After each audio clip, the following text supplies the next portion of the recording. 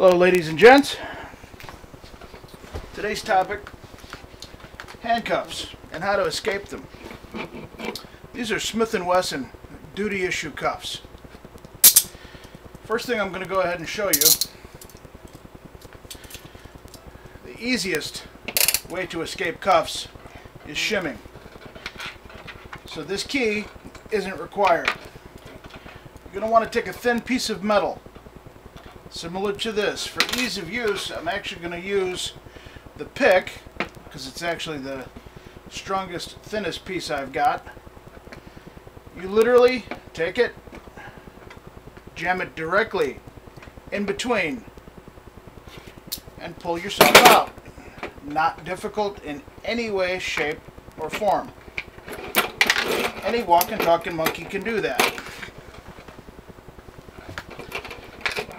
The next part isn't as easy. It's actually picking. Now, very gently, look in, feel, and turn. As you can see, Houdini I am not, but I'm also never going to stay locked up.